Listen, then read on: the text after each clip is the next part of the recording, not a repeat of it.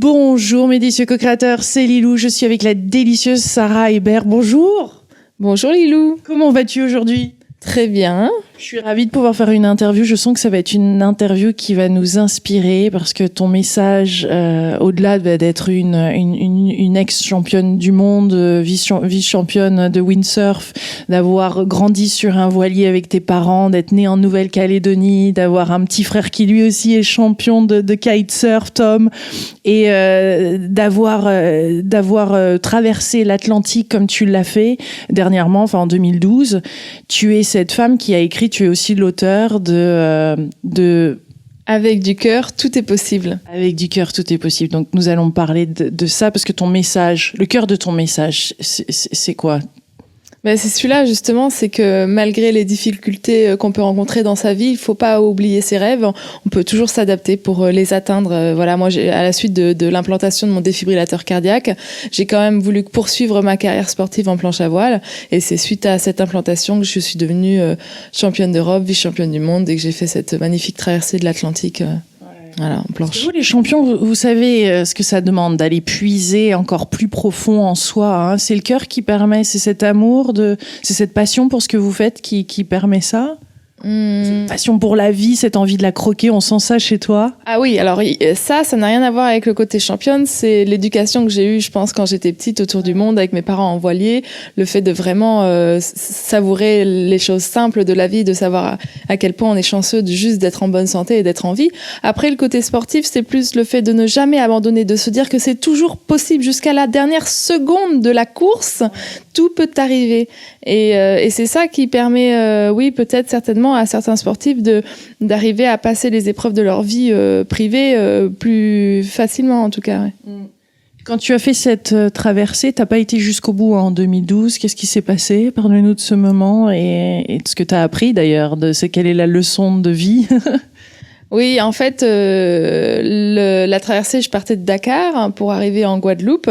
Et au bout de 12 jours de mer, donc je naviguais 6 à 8 heures par jour à une moyenne de 130, 150 km par jour, ce qui est juste énorme.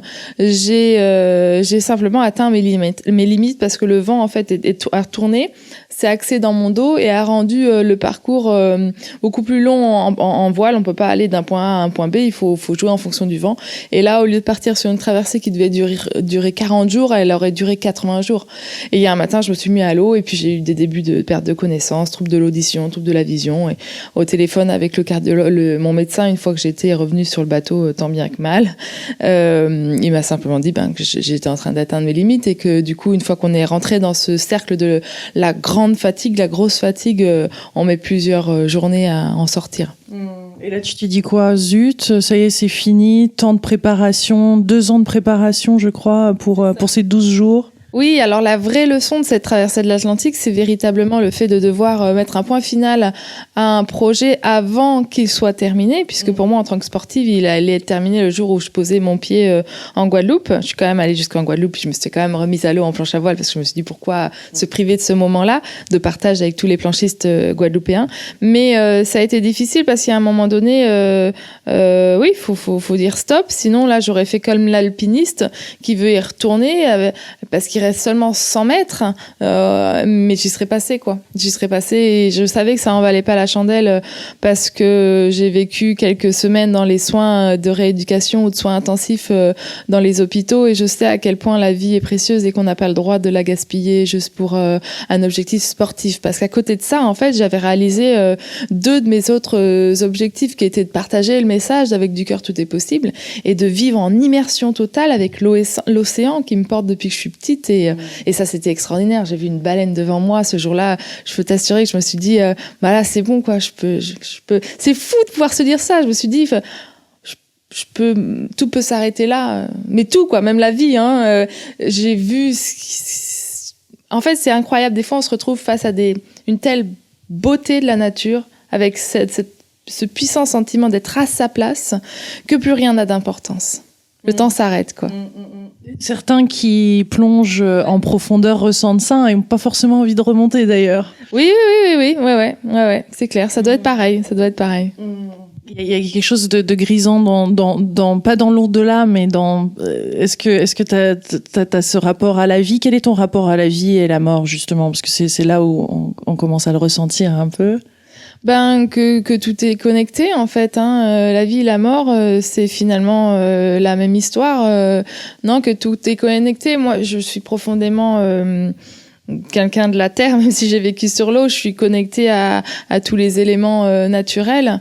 Et c'est clair que oui, pour moi, être épanoui, c'est quand on est en totale symbiose avec la nature. La nature au sens large qui nous entoure. C'est pour ça qu'à ce moment-là, cette baleine, parce que c'est tellement puissant comme animal qui a sauté devant moi en planche à voile. J'étais seule. Le bateau qui m'accompagnait, il me perdait de vue assez rapidement. Il allait moins vite que moi. Donc moi, je voyais un mât loin derrière, mais lui, il me voyait plus. Et en fait, c'est quand la nature vous remet à votre place, juste un petit grain de sable là, au milieu de l'océan avec cette baleine monumentale qui vient sauter juste devant vous. Bah, je sais pas. C'est comme si vous receviez une tonne d'amour sur la tronche. Je sais pas comment dire. C'est.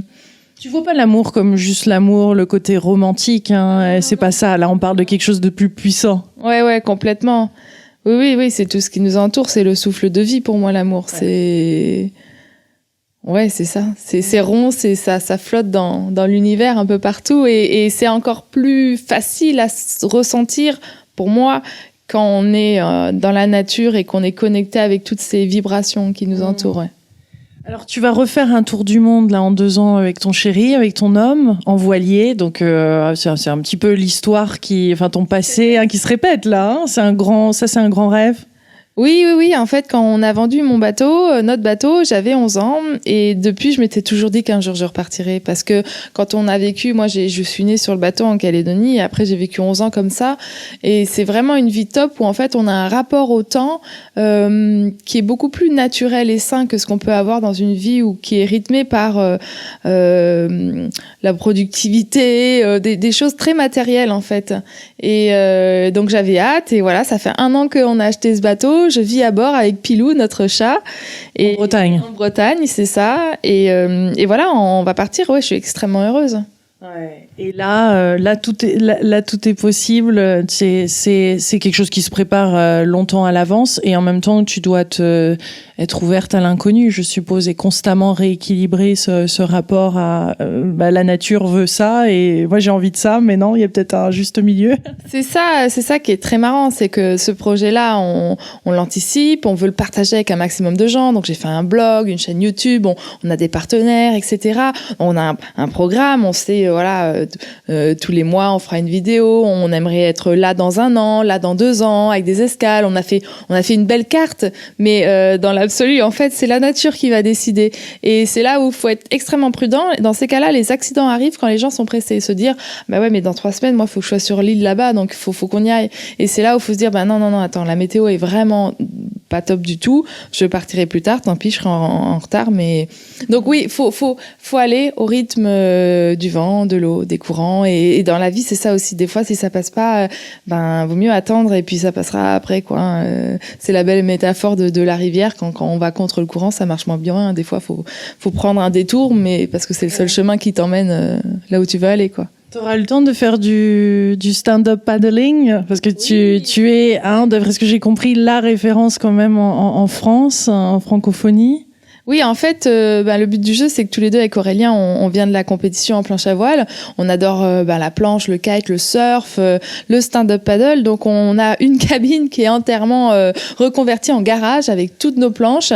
Et puis, comme on n'arrive absolument pas à se décider, puis qu'il est hors de question que lui, il emmène un surf et pas moi, ou que moi un kite et lui non. Donc, on a tout en double. Et oui, et puis je vais continuer à travailler donc en invitant mes clients à me rejoindre sur des destinations pour des stages que j'organise où je fais du stand-up tous les jours, du yoga également tous les jours, et puis découverte de la glisse, kite, windsurf, etc. T'adores le yoga, hein. C'est pour ça que t'as intégré le stand-up paddle et le yoga? Oui. Le yoga, en fait, moi j'ai fait 10 ans de stretching quand j'étais à haut niveau, très tous les jours, de façon journalière, je faisais des séances de yoga, de stretching, mais c'est un lapsus révélateur parce qu'en fait je me suis rendu compte que il y a plein de postures que je faisais en étirement et c'est des postures de yoga. Sans le savoir, je faisais déjà du yoga, et puis donc je me suis formée en professorat de yoga il y a plus d'1 an maintenant. Et en Inde, c'était une expérience juste géniale. En fait, j'adore maintenant ça fait 3 ans que j'ai arrêté la compétition et ça me libère du temps pour tout ce que je voulais faire, mais quand tu veux gagner, il faut que tu fasses que ça, que de la planche à voile et à la rigueur de la musculation, mais c'est que de la planche à voile. Et là, du coup, je peux m'ouvrir à plein d'autres pratiques et rééquilibrer le yin et le yang. C'est vrai que quand t'es dans la compète, t'es vraiment à l'offensive, à l'attaque, ce côté un peu masculin. Et là, nourrir mon côté féminin, c'est aussi très agréable. Et j'ai jamais été aussi épanouie qu'aujourd'hui. Alors, des fois, je me dis, oh, c'est génial, à 30 ans, comment je suis épanouie, à 40, je serai encore plus.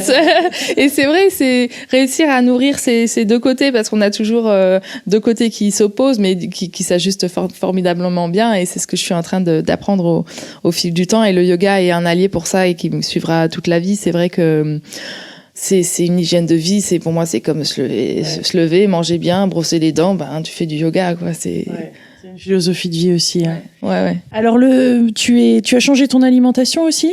Oui. Parle-nous-en. Oui, c'est ça. Donc, c'est pour ça qu'on s'est rencontrés sur ta jolie conférence avec l'alimentation crue et végétalienne. Moi, avec le professeur Henri Joyeux. Ouais, c'était chouette, j'ai adoré. Hein. C'était vraiment une belle rencontre. En fait, je les connaissais déjà, mais les voir en vrai, c'est différent. C'est mieux que derrière l'écran. Un jour, je vous invite aussi à passer derrière, c'est sympa. En fait, quand j'ai préparé cette traversée de l'Atlantique, je me suis dit, je peux pas m'entraîner à fond, dépenser un tas d'énergie pour trouver des partenaires, trouver une équipe, avoir le matériel de me préparer moi aussi, et puis pas m'intéresser à l'alimentation, la diététique, surtout que c'est quelque chose qui me passionne. Et donc, en fait, j'ai piqué les cours d'un copain qui est naturopathe. Et là, j'ai ouvert le truc et je me suis dit, mais on nous a menti. Comment ça, il faut associer les aliments? Comment ça, pas de pâtes? J'ai découvert plein de trucs. Et voilà, et l'anecdote des pâtes est assez marrante. C'est que quand on est sportif, toujours aujourd'hui, on mange des kilos et des kilos de pâtes, quoi. Et c'est pas forcément, c'est inutile, on pense que c'est bien, mais donc au petit-déj, on mange des pâtes, le soir de la compète, on mange des pâtes. Oui, c'est un gros délire. Et puis, il y avait cette fameuse histoire de la viande. Moi, comme j'ai grandi sur un bateau, mon régime alimentaire, c'était riz, fruits, légumes et poissons. Et j'avais jamais trop eu de viande. Et puis, en fait, j'ai déjà eu des petits événements comme ça dans ma vie où j'ai trouvé ça hyper cruel de tuer comme ça les animaux, et je comprenais vraiment pas, et je me suis dit finalement, puisque la viande, quand on l'ingère, quand on la digère, on dépense autant d'énergie que celle qu'on ingère, c'est une opération nulle. Donc à part pour le goût qui moi me rendait pas non plus hystérique, je me suis dit ça sert à rien autant. Je voulais vraiment mettre le meilleur carburant dans mon corps. Donc je suis devenue végétarienne, en mangeant toujours quand même un peu de poisson quand je suis invitée chez les gens ou quand je le pêche, puisque j'ai la chance d'habiter sur un bateau. Mais je sais que c'est vraiment depuis combien de temps là? Indispensable. Je suis végétarienne depuis 6 ans, je sais pas, 5 ans, ouais. Oui, quand même. Et t'as vu des changements au niveau de ton résultat, de ton énergie? Ouais, alors le vrai changement, ça a été tout s'est passé d'un coup, mais j'ai voulu faire un jeûne. J'ai fait un jeûne de 3 jours et j'avais la patate. Le copain qui m'a invité à le faire m'a dit non mais toi c'est pas 3 jours qu'il faut que tu fasses, c'est au moins 1 semaine parce que t'as vraiment de l'énergie à fond, quoi. Et en fait ce jeûne-là m'a permis de me repositionner de façon plus correcte face à l'alimentation. Avant je bouffais, quoi, vraiment. Et des fois je bouffe toujours, mais le moins quand même. En fait je sais que ce n'est pas indispensable de manger. Au bout d'un certain temps, on est quand même obligé de manger, mais le rapport a changé à partir du moment où j'ai fait ce jeûne, surtout quand je me suis rendu compte du bienfait spirituel que ça nous amène au fur et à mesure du jeûne. Et puis, donc après, j'ai arrêté de manger de la viande, j'ai ingéré beaucoup. Forcément, quand on fait de la place dans notre alimentation, pour les fruits et les légumes, on en consomme plus, et c'est ça le conseil que je donne aux gens, hein. Pas forcément le flexitarien, celui qui mange de temps en temps des protéines animales quand il va au resto ou chez ses copains. Je trouve ça génial, je trouve que c'est vraiment ce qu'il faudra faire pour sauver cette planète rapidement. Ouais, mais dans l'extrême, c'est pas bon. Non, carrément pas. Et toujours aujourd'hui, en fait, je m'interdis pas. Des fois, je trouve ça génial, les véganes, hein. Vraiment, j'adore, et je m'inspire énormément de blogs, de recettes. J'ai des livres entiers parce que je trouve ça chouette et top. Mais je me dis, je vais vivre sur un bateau. Ça me fait trop de la peine de pêcher un poisson et de lui ôter la vie. Et franchement, je le remercie à chaque fois. Et je le fais pas tout le temps. De manière consciente, là. Ouais. Oui. Et je le fais pas tout le temps. Si par exemple on en a mangé il y a pas longtemps, je vais pas mettre ma ligne. Je dis, bon, j'ai pas besoin de protéines animales pour l'instant, je repêcherai plus tard, quoi. Mais donc oui, j'ai perdu le fil, mais c'est ça, faut pas être extrême. Je rencontre pas mal de crudivores, de véganes et tout. J'adore ce qu'ils font, mais souvent, je leur dis, en fait, c'est aussi un message d'amour, tu vois. Tu peux pas. On est tous dans ce délire de manger plus de fruits et légumes, et pourquoi agresser les gens parce que ils font pas exactement comme toi, ils ont pas les mêmes règles. Mais non, je t'aime pour ce que t'es, et c'est comme ça. Si toi ça te convient, toi, surtout que on est tellement différents que c'est pas possible. Moi, je suis en train de d'écrire ma carte nutritionnelle. Je pense que j'ai trouvé celle qui me convient. J'imposerai rien. Mon homme, il fait ce qu'il veut. Hein. Heureusement. Comment tu fais sur un bateau? En fait, quand il est avec moi, il mange comme moi. Il est pas très chiant pour ça. Et quand il va au restaurant, il se commande des fois une belle pièce de bœuf, ou s'il est chez des amis, il va manger la viande s'il y a de la viande, mais ça lui manque pas. Et puis il voit bien aussi sur son corps les effets que ça a. Ouais. Mais comment tu peux prévoir sur le bateau toute cette nourriture? Ah oui, en fait, c'est là aussi où s'intéresser à toutes les méthodes alternatives. Mais bon, c'est pas alternatif, mais c'est vieux comme le monde d'être végétarien. En plus, c'est marrant de dire ça dans notre société, c'est le cas, mais c'est pas le cas ailleurs. Donc t'emmènes principalement du sec, donc tout ce qui est céréales, des légumineuses, ça c'est génial. Depuis que je suis gamine, je fais des graines germées, j'en ai plein, donc pour les vitamines, tu vois, c'est top.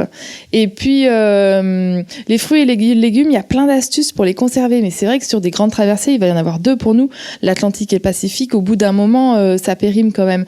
Donc je ferai des conserves, je suis en train de me renseigner.